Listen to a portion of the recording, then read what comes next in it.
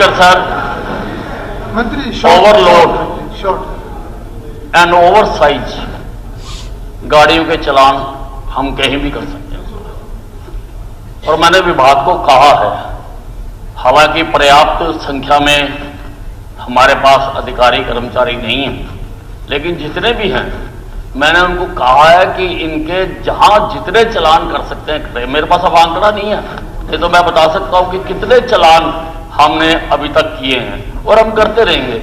जहां तक ये भ्रष्टाचार की बात कर रहे हैं सर, उसकी भी मैं जांच कराऊंगा, क्योंकि काम करना हमारा धर्म है, लेकिन किसी को भी भ्रष्टाचार करने की इजाजत किसी हालत में नहीं दे सकती है सरकार। श्री रणधीर पनियार नहीं, अक्रम जी नहीं सर, नहीं होगा। 197 जी मंत्री सर, कै और खा का उत्तर है, नलवा निर्वाचन क्षेत्र में लगभग 1855 ढानियां हैं, जिनमें से 1806 ढानियां पहले से ही विद्युत युक्त कृत हैं।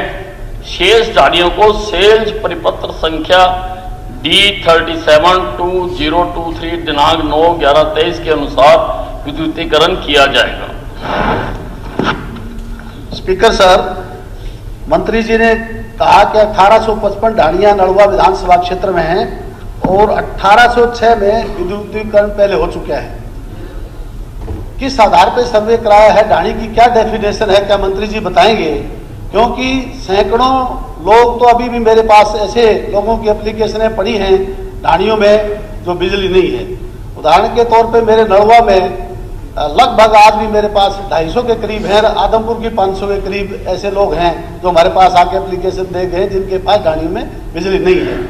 माननीय मंत्री जी, एक तो कृपया करके बताएं कि क्या डेफिनेशन आपने ढाणी की उस हिसाब से सर्वे करवाया है, और दूसरा आपने लिखा कि सेल्स परिपत्र संख्या D37/2023 दिनांक 9/11/2023 के अनुसार विद्युतीकरण कर दिया जाएगा।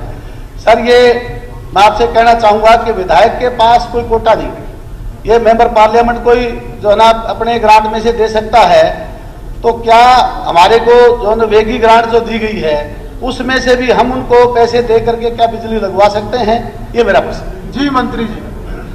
सर, आदरणीय सदस्य ने ढानियों की परिभाषा पूछी है। मैंने पहले भी इसी सदन में एक प्रश्न के उत्तर में बताया था, मैं दोबारा पढ़ के सुनाना चाहता हूं। 10 या इससे अधिक व्यक्तियों की जनसंख्या वाला एक समूह, जो समूह के भीतर स्थित किसी भी संदर्भ बिंदु से 300 मीटर के रेडियल दूरी के भीतर आता है, संरचना में बाथरूम, रसोई आदि के साथ एक नियमित आवासीय इकाई होनी चाहिए और नलकूप के लिए एक भी कमरा या स्टोर उसमें नहीं होना चाहिए। ये तो सर ढानियों की परिभाषा है, और ये ठीक है, हम मानते हैं कि ढानियां बढ़ती जा रही हैं।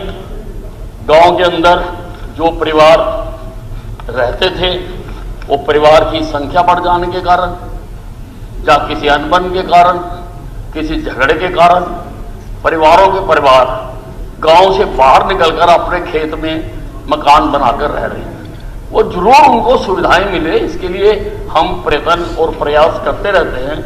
उसके बारे में जो सरकार की नीति है मैं बताना चाहता हूं कि गांव की फिरनी के 3 किलोमीटर के दायरे में मौजूदा 1 किलोमीटर की सीमा से बढ़ाकर, जिसको किया गया है 3 किलोमीटर तक के 13 ढानियों के कनेक्शनों को पीएटी सुविधा वाले निकटतम एपी फीडर से पीएटी स्थापित करके या आरडीएस फीडर निकटतम बिंदु के अनुसार पूर्ति से बिजली कनेक्शन प्रदान किया जाएगा।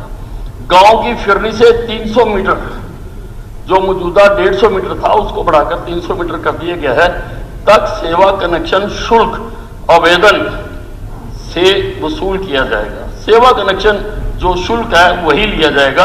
बुनियादी ढांचे के निर्माण की लागत निगम द्वारा वहन की जाएगी। जहां लाइन की लंबाई फिरनी से 300 मीटर से अधिक है, वहां वितरण प्रणाली का विस्तार लाइसेंस धारी द्वारा किया जाएगा, जिसमें वितरण ट्रांसफार्मर के साथ HT या LT लाइन भी शामिल होगी और इसके लिए कनेक्शन जारी करने के लिए 300 मीटर से अधिक की वास्तविक लागत की गणना भी मानक लागत डाटा बुक के अनुसार की जाएगी और वसूलने वाली राशि निम्नलिखित होगी। LT-HT लाइन में मंत्री जी 50% शॉर्ट में रखे शॉर्ट राज्य नहीं होगा ना जी। उनका प्रश्न है कि क्या वो किसी और एक लाइन तरीके से और भी बता किया दें जा सर, सकता है?